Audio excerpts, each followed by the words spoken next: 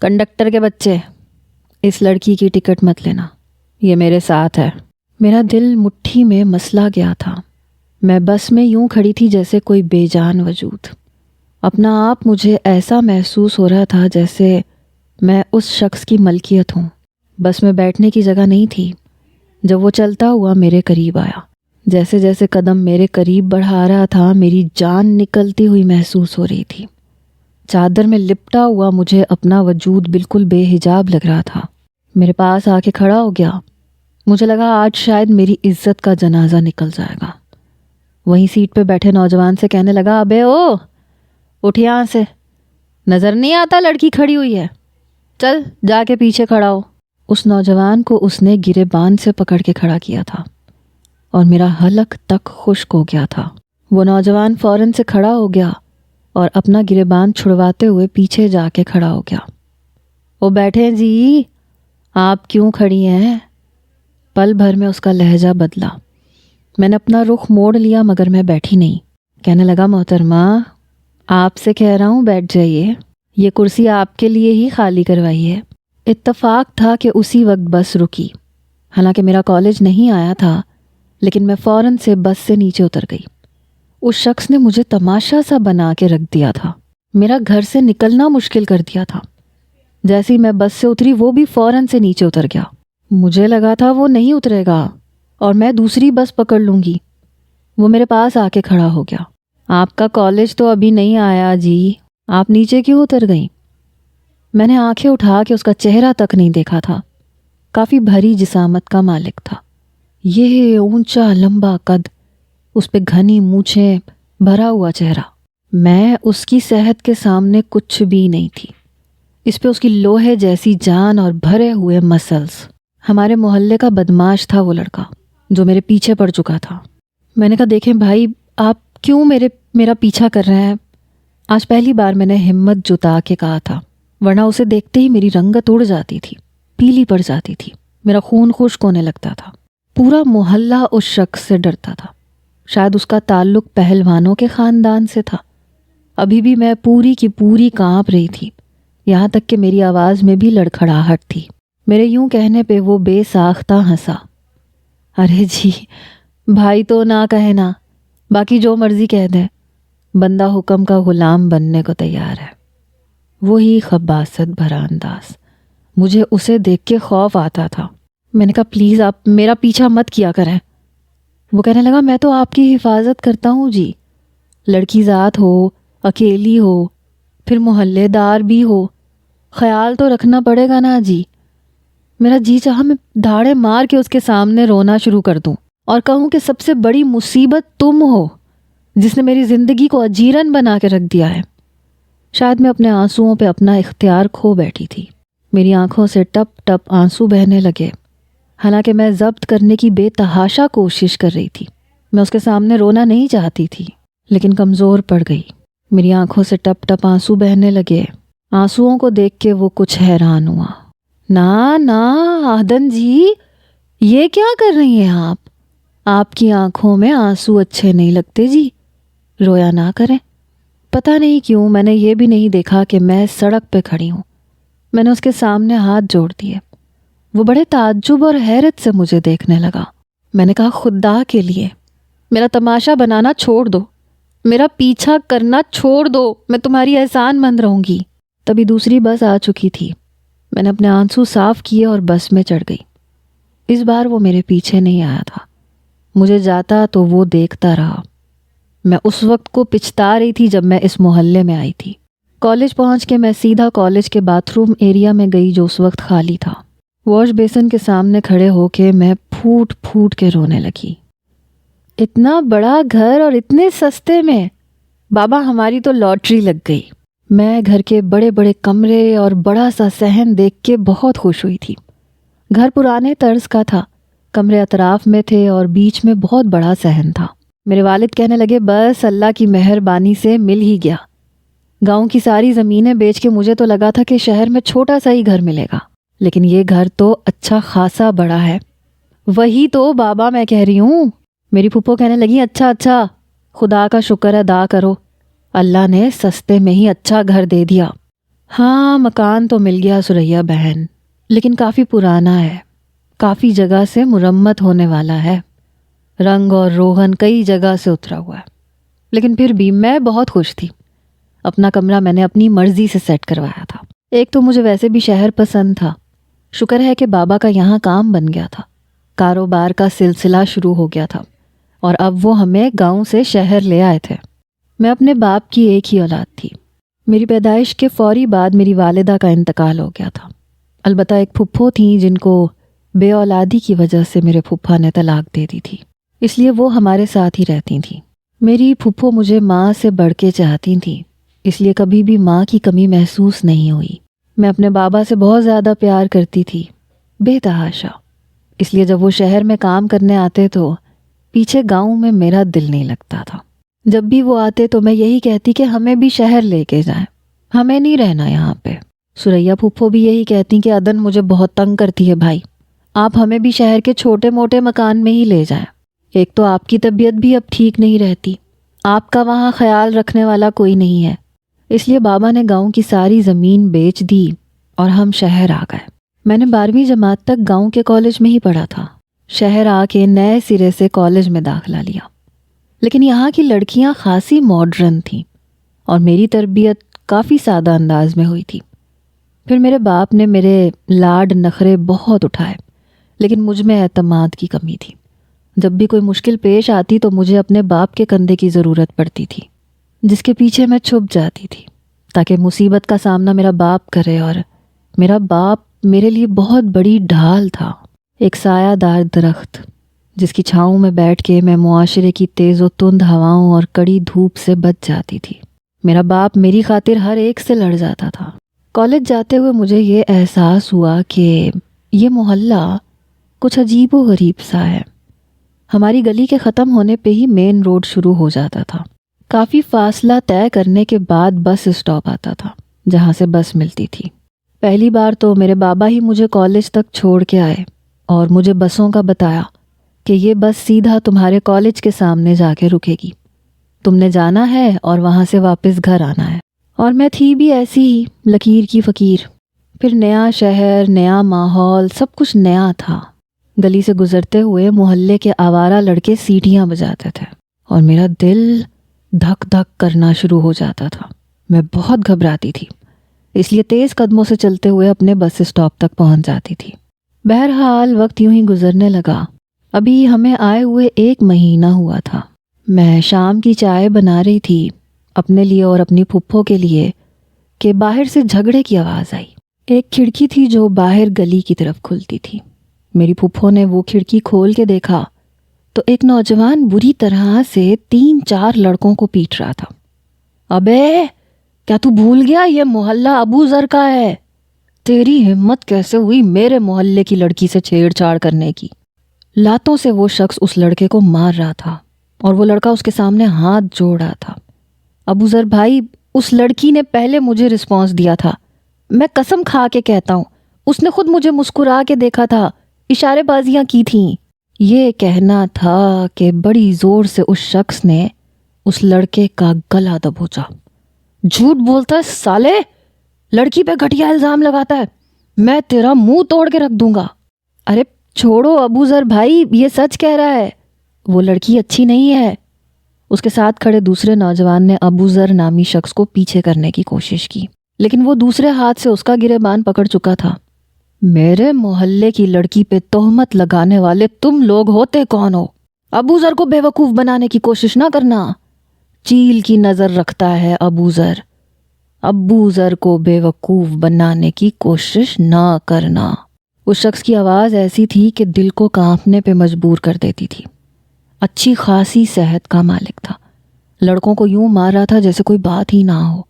4 لڑکے اس اکیلے کا مقابلہ نہیں کر پا رہے تھے۔ میں پھٹی پھٹی آنکھوں سے یہ سب دیکھ رہی تھی، کیونکہ گاؤں میں نے ایسی لڑائیاں ہوتی کبھی نہیں دیکھی تھی۔ جلدی سے میری پھپھو نے کھڑکی بند کی، کہنے لگی اندر چلو۔ میں نے کہا پھپھو یہ کون ہے؟ کہنے لگی مجھے کیا پتا، ہمیں آئے ہوئے ابھی 15 دن ہی ہوئے تھے جب ہم نے یہ پہلا فساد ہوتے ہوئے دیکھا تھا۔ ہم دونوں چائے پینے لگیں، لیکن ابھی بھی باہر سے شور کی آوازیں آ رہی تھیں۔ تبھی دروازے پہ دستک ہوئی۔ پھپھو کہنے لگی تم بیٹھو میں دیکھتی ہوں۔ دروازے سے ہی پھپھو نے پوچھا کون ہے؟ تو میرے بابا تھے۔ دروازہ کھولو سریا، میں ہوں۔ پھپھو نے دروازہ کھولا۔ میرے والد کے ماتھے پہ بل تھے۔ اندر آتے ہی انہوں نے دروازہ بند کر کے کنڈی لگا دی۔ عجیب بدماشی لگا رکھی ہے اس نوجوان نے، گلی میں دنگا فساد کر رہا ہے۔ میری پھپھو کہنے لگی کون ہے یہ لڑکا؟ میرے والد کہنے لگے یہ تو میں بھی نہیں جانتا، ہاں لیکن کچھ دن پہلے لوگوں سے معلوم ہوا تھا کہ یہ محلہ کسی بدماش کا ہے، سب لوگ اس سے ڈرتے ہیں۔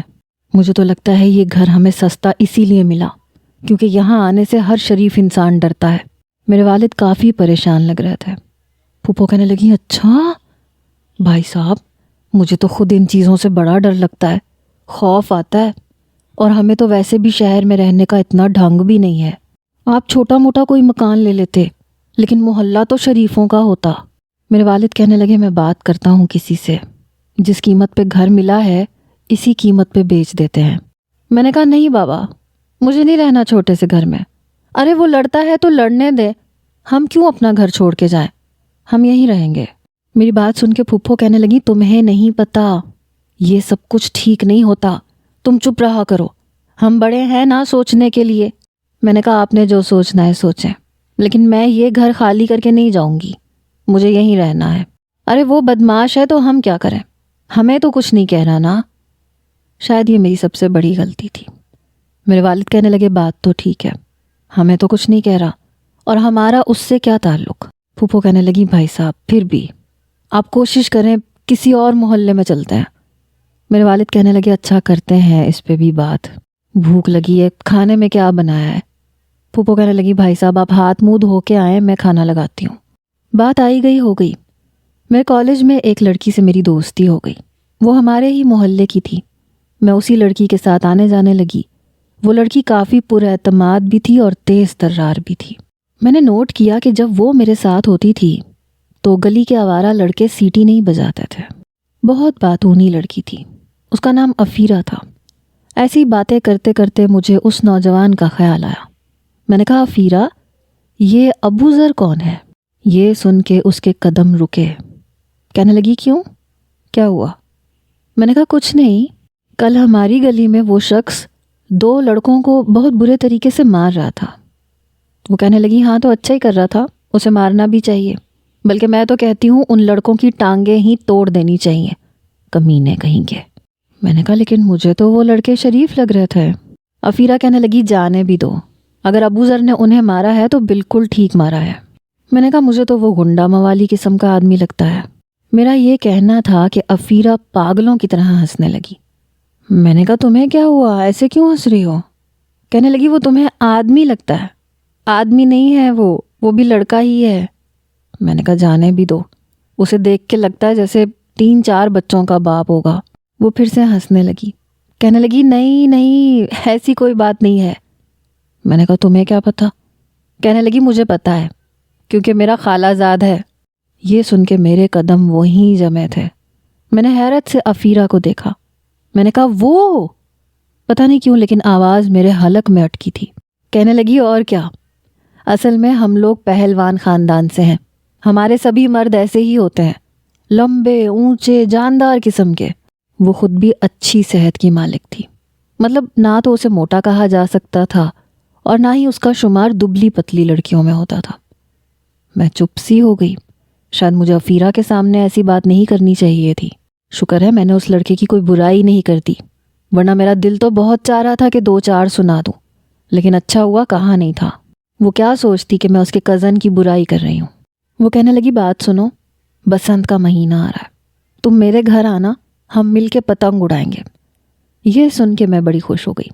گاؤں میں تو میں پتنگ اڑاتی تھی، البتہ مجھے لگا شاید شہر کے طور طریقے کچھ مختلف ہیں۔ میں نے کہا اچھا میں اپنی پھپھو سے پوچھ کے آ جاؤں گی۔ اس کا گھر ہماری گلی کی پچھلی گلی میں تھا۔ کہنے لگی ہاں ضرور آنا، بلکہ میں تمہیں لینے آ جاؤں گی، بڑا مزہ آتا ہے، ہماری چھت پہ بڑی رونق لگتی ہے۔ میں نے کہا مجھے بھی پتنگ بہت اچھی اڑانی آتی ہے، میں اپنے گاؤں میں اڑاتی تھی، بلکہ کئی پتنگوں کی ڈوریں کاٹ دیتی تھی۔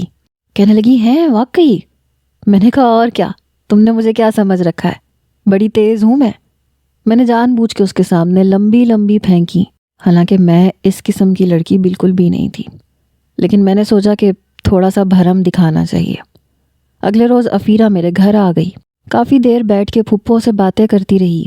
پھپھو بھی اس کے ساتھ کافی گھل مل گئی، لیکن جب اس نے یہ کہا کہ میں عدن کو اپنے گھر لے کے جانا چاہتی ہوں تو پھپھو نے صاف انکار کر دیا۔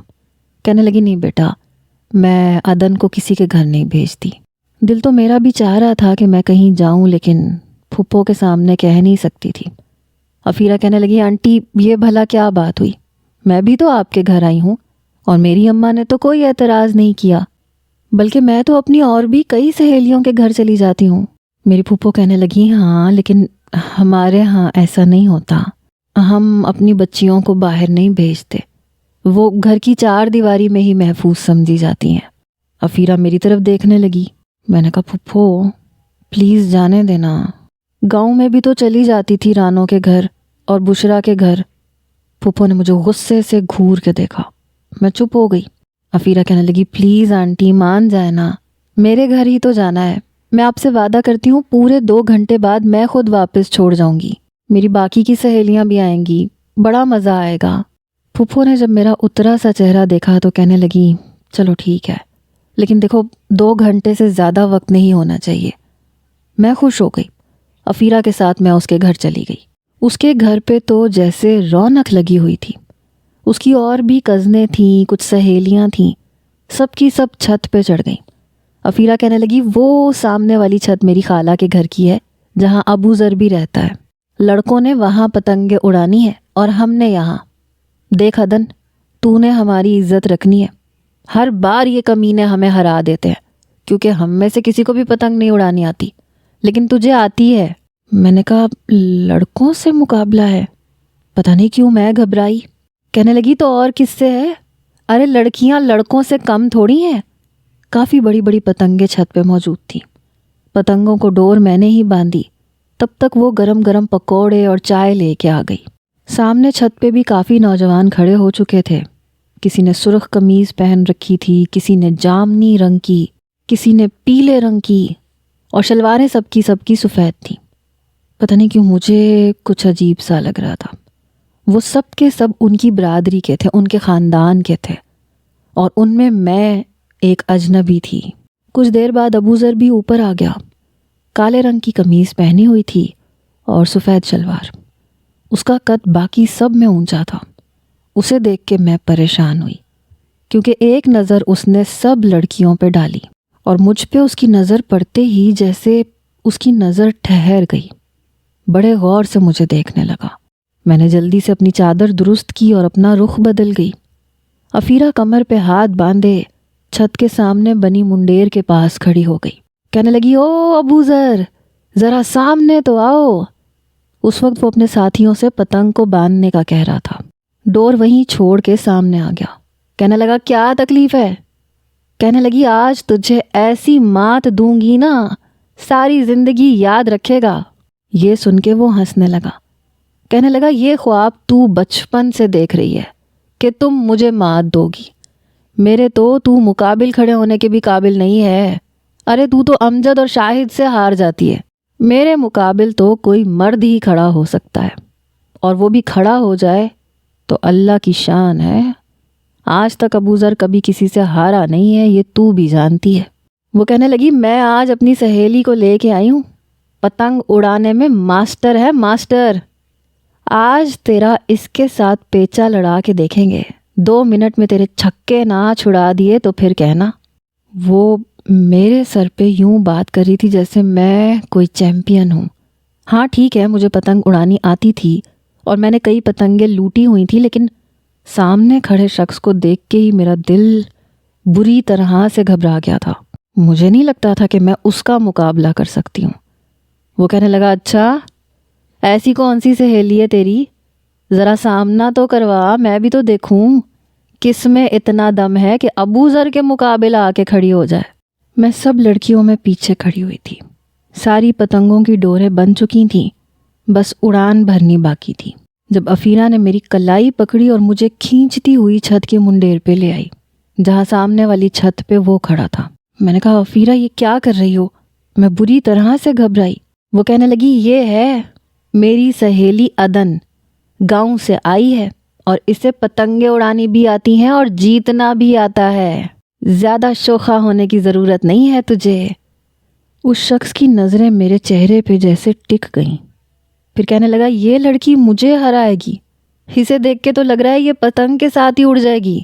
ارے یہ نازک سی لڑکی ابو ذر کا مقابلہ نہیں کر سکتی. میں سمجھا پتہ نہیں تو کیا چیز لے کے آئے گی. یہ تو پہلی بازی میں ہار جائے گی. پتہ نہیں کیوں مجھے بھی غصہ آیا. اندر کچھ مردانہ قسم کی عورت جاگی کیونکہ بات اب انا پہ آ گئی تھی. میں نے کہا ایسی بھی کوئی بات نہیں ہے. مقابلہ کیے بغیر آپ کیسے کہہ سکتے ہیں کہ میں ہار جاؤں گی. پتہ نہیں کیوں میں طیش میں آ گئی. میری بات سن کے کہنے لگا بات میں تو دم ہے جی. بنا مقابلے کے واقعی مجھے دعویٰ نہیں کرنا چاہیے. لیکن وہ تو میں نے آپ کی صحت دیکھ کے کہا. کچھ کھایا پیا کریں, جان شان بنایا کریں. سامنے بندہ کھڑا ہو تو لگے تو صحیح کوئی کھڑا ہے. لیکن تبھی شور اٹھا, چلو جی مقابلہ شروع کرو. وہاں سے کئی لڑکوں نے پتنگوں کی اڑان بھری. یہاں سے میں نے بھی بڑی مہارت سے پتنگ کو ہوا میں اڑایا. مجھے حیرت اس وقت ہوئی جب وہ نوجوان کرسی پہ بیٹھ گیا. اس کے کزن کہنے لگے ابو ذر تم یہاں کیوں بیٹھے ہو؟ ارے آؤ نا مقابلہ کرو. ارے ہراؤ ان کم بختوں کو ورنہ پورے خاندان میں ہمارا نام کٹوائیں گی یہ. وہ کہنے لگا تم لوگ ہو نا, پہلے تم لوگ مقابلہ کرو. ہم تو آخر میں آتے ہیں صرف بازی جیتنے کے لیے. دھچکا ہم لوگوں کو اس وقت لگا جب میں نے سامنے پتنگ اڑاتے نوجوان کی پتنگ کو کاٹ دیا. ایک شور سا اٹھا. لڑکیاں تو بھنگڑے ڈالنے لگی. اوئے ہوئے لڑکیوں سے ہار گئے, لڑکیوں نے لڑکوں کے چھکے چھڑا دیے. جس کی پتنگ کٹی تھی وہ مجھے غصے سے دیکھ رہا تھا. پھر کہنے لگا ابو ذر کے بچے تو یہاں بیٹھا ہے, یہاں ہماری ناک کٹ رہی ہے. وہ پلیٹ میں پکوڑے ڈال کے کھا رہا تھا. کہنے لگا پہلے تم لوگ کھیلو, ابھی تو صرف شروعات ہوئی ہے. ایک پتنگ کٹی ہے اور یہ یوں ناچ رہی ہیں جیسے پتہ نہیں کیا ہو گیا ہو. امجد جا میرا شیر تو میدان میں کود. وہ پکوڑے کھا رہا تھا اور دیکھ کبھی مجھے رہا تھا اور کبھی میری پتنگ کو. پتنگ اڑاتے ہوئے انسان کو نہ تو دوپٹے کی ہوش رہتی ہے اور نہ چادر کی. یا تو انسان خود کو سنبھال لے یا پھر پتنگ کو. اس لیے بار بار چادر میرے سر سے اتر جاتی تھی. میں کبھی چادر کو سنبھالتی تھی اور کبھی ڈور کو. لیکن پھر بھی ہمت کر کے میں نے امجد کی پتنگ کو بھی کاٹ دیا. اس بار اس کا ہاتھ پکوڑوں پہ رکا. امجد کہنے لگا ہائے ہائے یہ کیا ہو گیا, ہم تو 1 گھنٹے میں لڑکیوں کو مات دے دیتے ہیں, یہ تو بازی ہی پلٹ گئی. پھر وہ ابو ذر کے پاس آیا. یار تو پکوڑے کھا رہا ہے, رکھ اسے, میدان میں آ. اس نے اپنی پلیٹ ایک طرف رکھ دی, اپنے ہاتھ جھاڑے اور اپنی قمیض درست کرتے ہوئے کھڑا ہو گیا. کہنے لگا وہ میرا راجا لے کے آ ذرا, اس رانی کو تو آج مات دوں گا. جو پتنگ میں اڑا رہی تھی اس پہ رانی لکھا ہوا تھا. کالے رنگ کا بڑا سا گڈا اس کے سامنے لایا گیا. اب میرا دل بڑی زور زور سے دھڑکنے لگا. پتہ نہیں کیوں, شاید میں اس کے روب اور شخصیت سے مروب تھی یا گھبراتی تھی, یا شاید اس کے سامنے جیتنے سے گھبرا رہی تھی کہ کہیں مجھے بھی 2 تھپڑ نہ لگا دے. کیونکہ ہاتھ تو ایسے اٹھاتا تھا جیسے کوئی بات ہی نہ ہو. اسے مارتے تو میں دیکھ چکی تھی اور دل میں ایک عجیب سا خوف بھی تھا. پہلی بار جب اس کا گڈا میری پتنگ کے قریب آیا میں نے پیچھے کی جانب کھینچ لیا. اس کے چہرے کی مسکراہٹ گہری ہوئی. کیا ہوا جی, گھبرا گئی ہو؟ ابھی سے میدان چھوڑنے کا سوچ رہی ہو جی؟ پھر افیرہ سے کہنے لگا افیرہ کی بچی تو بڑی شیرنی بن کے آئی تھی, اپنی سہیلی کے سر پہ جیت کا تاج پہنانا چاہتی تھی. اب کیا ہوا؟ تیری سہیلی نے تو میرے گڈے کو دیکھتے ہی قدم پیچھے کو لے لیے. اب مان لے کہ میرا مقابلہ کوئی نہیں کر سکتا. میرے اندر پھر سے انا نے کروٹ لی. میں نے بسم اللہ پڑھی اور اپنے آپ کو مقابلے کے لیے تیار کر لیا.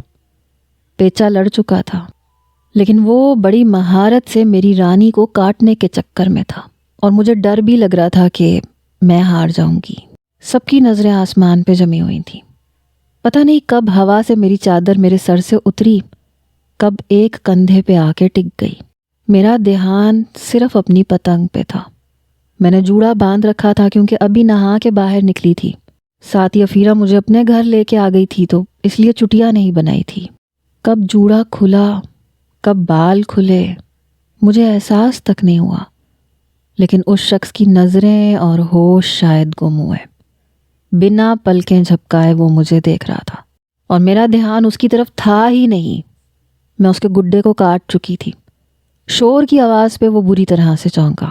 سب لڑکے اپنے سر پہ ہتھیلیاں مار رہے تھے۔ ارے ابو ذر یار، یہ کیا کیا؟ سب لڑکیاں تالیاں بجانے لگیں۔ سب سے زیادہ خوش افیرہ تھی۔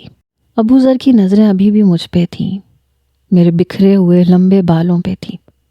تب مجھے احساس ہوا کہ جیتنے کے چکر میں میں نے فوراً سے چادر خود پہ لپیٹی اور اس کی نظروں سے فوراً ہچکچا کے نیچے کو ہوئی۔ ڈور چھوڑ کے وہ نیچے کا زینہ اتر گیا۔ ارے ابو ذر کہاں جا رہے ہو؟ میدان چھوڑ کے کیوں جا رہے ہو؟ ارے بات کرو مجھ سے۔ افیرہ کسی چودرائن کی طرح کمر پہ ہاتھ رکھ کے اسے بلا رہی تھی۔ باقی لڑکے حیران تھے کہ وہ نیچے کیوں چلا گیا۔ میں نے کہا افیرہ میں جاؤں؟ کہنے لگی ارے ایسے کیسے؟ پورے 50,000 کی شرط تھی، آدھے پیسے تو تیرے بنتے ہیں۔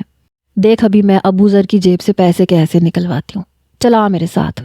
میں نے اپنی کلائی چھڑوانے کی کوشش کی۔ میں نے کہا نہیں، مجھے پیسے نہیں چاہیے، چھوڑو پیسے، مجھے 2 گھنٹے ہو گئے ہیں، پھر پھپھو ڈانٹیں گی۔